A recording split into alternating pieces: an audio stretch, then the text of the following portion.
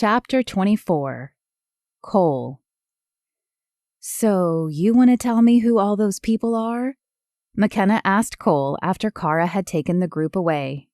"I don't know much, but I'll tell you what I know. Not here, though. Outside?" He jerked his head in the direction of the front door. Something about this group wasn't sitting right with him, and while he hoped it was just his mind running away with him, he didn't want to take any chances. Makenna glanced over her shoulder and then around the room. Though they both knew no one was in the room, it was a police habit that was ingrained. "Yeah, the last guest checked out earlier, and if we stay out front, I'll see anyone who comes in." As Cole closed the front door behind them, he felt the weight lift from his shoulders slightly. They walked toward the mailbox to add a little more distance and give the illusion they were out to check the mail. "So the guy who paid is Cara's boss in the military. She calls him Malone, but I don't know if that's his first or last name." "It's his last. He signed the card Bradley Malone." Cole nodded.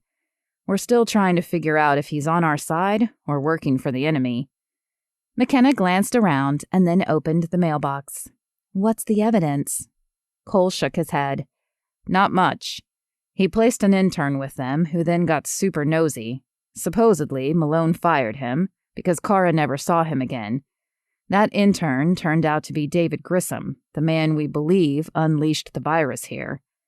Malone also informed Cara there was a leak in the department, which was why they were told to go undercover. And he is the only person that she knew of who knew where both Cara and Steve moved to." As her eyes widened, Makenna let out a low whistle. "That might not be a lot of evidence, but it's certainly a hefty heaping of circumstantial evidence." "Okay, and how about the other three?" "The smaller man and the woman are supposedly researchers like Cara, brought here by Malone to help her find a vaccine faster. Anthony and Kat, I think." Makenna tucked a strand of dark hair behind her ears. "Okay, that's certainly plausible. How about the big guy?" Cole bit the inside of his lip. It was the big guy who set his nerves on end the most. "I don't know who he is. Malone didn't introduce him, though Cara seemed to know who he was. My best guess would be Malone's driver, maybe even bodyguard."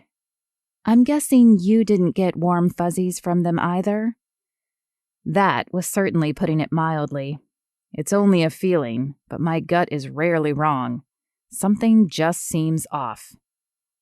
"I agree. The question is, what do we do about it?"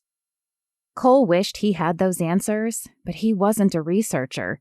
He knew little about infectious diseases. He'd come here to find out who killed Steve Steele, and he'd stayed because of Cara. Still, even though the majority of the evidence pointed to David, Cole wasn't sure he was Steve's killer either. The cufflinks still bothered him. "I'm not sure how to help Cara at the moment, but how would you like to help me research Malone in there?" A slight smile curled Makenna's lips. "I'd be happy to. You know, it's funny.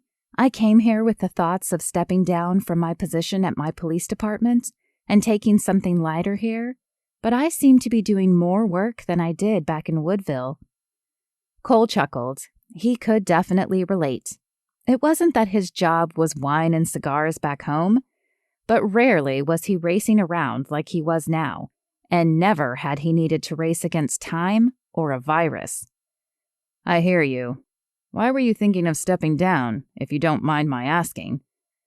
Cole was curious about Makenna, but he was also curious as to her motivations. He wondered if it were an experience similar to his. A sappy smile took over Makenna's face. "Actually, for a man?" She shook her head. "I never thought I would upend my life for a guy, but here I am." The image of Cara's first briefing popped into Cole's mind. He vaguely remembered a large man sitting next to Makenna. "One of the firemen."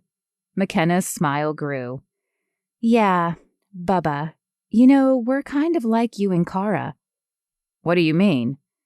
Cole's words sounded defensive, even to his ears, but he hadn't told anyone about his feelings for Cara.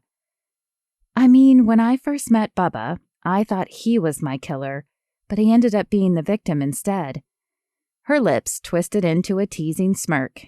Maybe you'll fall for Cara like I did for Bubba. Ha!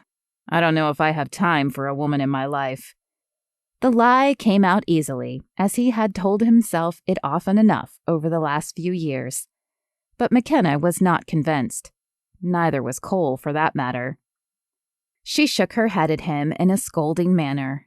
I used to think that as well, but the love of a good man or woman is better than a fulfilling career, I'm finding.